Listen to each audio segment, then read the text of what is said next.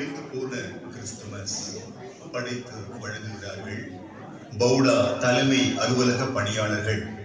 காட்சி 1. கிறிஸ்துமஸ் திருநாளின் முன்மாலை பொழுது. அந்த அழகிய வீட்டில் மார்க்கும் மோனிகாவும் அவர்களது 15 வயது மகன் லயோனலுடனும் 12 வயது மகள் லில்லியுடனும் வாழ்ந்து வருகிறார்கள். மார்க்கும் மோனிகாவும் investment bankers.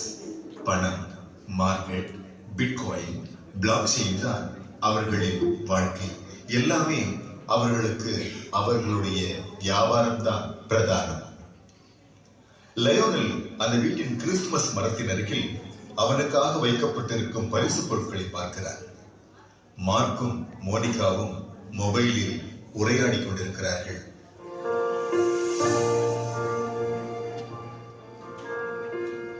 Wow! Thanks, Daddy. The latest PS5 and iPhone 12 Max.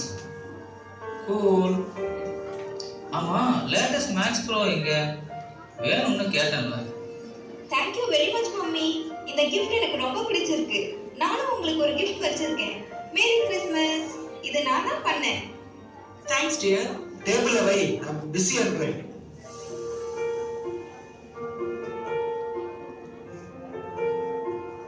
அம்மா, பாட்டி தாத்தாவை பார்க்க போகலாமா? நம்ம வரோம்னு சொல்லியிருந்தோம்ல. நாளைக்கு கிறிஸ்மஸ். அவங்க சந்தோஷப்படுவாங்க. நம்ம எல்லாரும் சேர்ந்து இருக்கலாம். லில்லி, அப்பாவும் நானும் ரொம்ப பிஸியா இருக்கோம். பாட்டியை பார்க்க நர்சிங்கம் போகணும்னா 1 hour ஆகும். எங்களுக்கு பிசினஸ் பார்ட்டிஸோட டின்னர் இருக்கு. நாளைக்கு கிறிஸ்மஸ் பார்ட்டி வேற இருக்கு. அப்போ நாளைக்கு வீட்ல இருக்க மாட்டீங்களா? நிச்சயமா இல்ல. நீ என்ன எதிர்பார்த்த? பெரிய பதவி உயர்வு பெற நாங்க அங்க இருக்கணும். Time to go, Monica. The business deals won't happen on their own. அப்பா, என்ன சொல்றீங்க? Merry Christmas. See you guys later.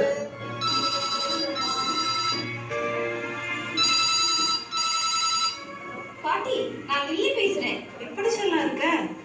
எப்போ இங்க வரீங்க? உங்களை பார்த்து 1 வருஷம் ஆகுது. பாட்டி, அப்பா அம்மாவுக்கு ஒரு முக்கியமான மீட்டிங், அதனால நாங்க வரல. சாரி பாட்டி, நான் உங்களை பார்க்கணும்னு ஆசையா இருந்தேன். ஓ அப்படியாம்மா, நீ கவலைப்படாதடா செல்லம். அவங்க எப்பவுமே ரொம்ப பிஸி தான். நான் உன்னை ரொம்ப மிஸ் பண்றேன்டாமா. நீ அழகா கார்டு பண்ணுவல, அததான் பார்க்க ஆசையா இருந்தேன். அந்த கார்டை நான் உங்களுக்கு போஸ்ட் பண்றேன் பாட்டி. நீங்க இங்க இருந்திருந்தா நல்லா இருந்திருக்கும். எனக்கும் ஆசை தானம்மா செல்லம். நீயும் அண்ணனும் சந்தோஷமா கிறிஸ்துமஸ் கொண்டாடுங்கம்மா. என்னோட பிரேயர்ஸும் பிளெஸிங்ஸும் எப்போதும் உங்க கூட இருக்கும். Merry Christmas. மேரி கிறிஸ்துமஸ்மா. காட்சி 2. கிறிஸ்துமஸ் மாலை கொண்டாட்டங்கள் தேவாலயத்தில் நடந்து முடிந்த பின் அர்ச்சனாவும் எட்வர்டும் வெளியே வருகிறார்கள். கெவினும் சாமும் அவர்களை பற்றி நல்ல விதமாய் பேசுகிறார்கள்.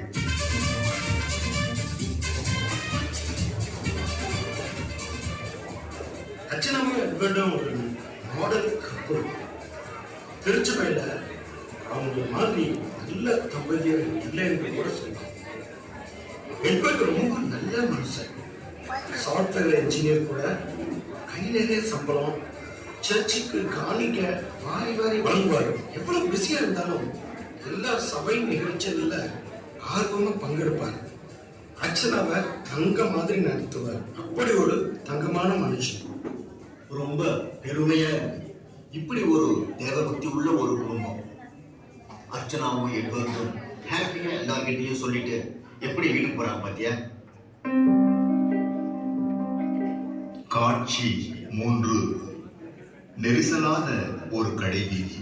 அம்மா மற்றும் மகள் ஷாப்பிங் செய்கிறார்கள். அவர்களிடம் பல பைகள் உள்ளன. சிறுமியின் கையில் பொம்மை உள்ளது. ஒரு பிச்சை எடுக்கும் பெண் அவர்களிடம் வந்து பிச்சை கேட்கிறாள். அவளிடம் ஒரு குழந்தை உள்ளது. அந்த குழந்தை அழுது கொண்டிருக்கிறது.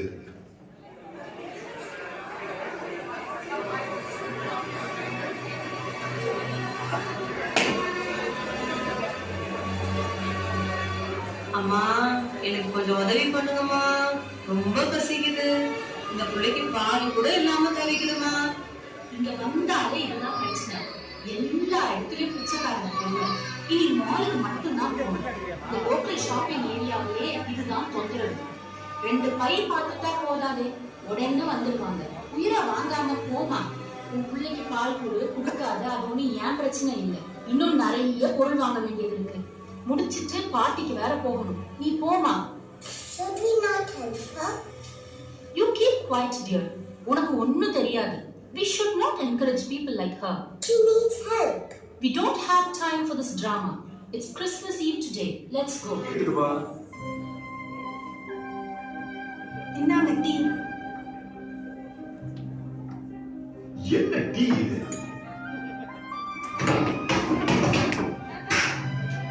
அறிவு நமக்கு ஒரு டீ கூட போடுறது.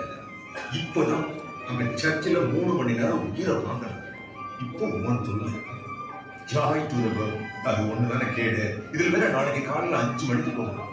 ப்ளீஸ் அடிக்காதீங்க, என்னை விட்டுருங்க. நடப்பதை எல்லாம் பார்த்த இயேசு மிகுந்த வேதனை அடைந்தார்.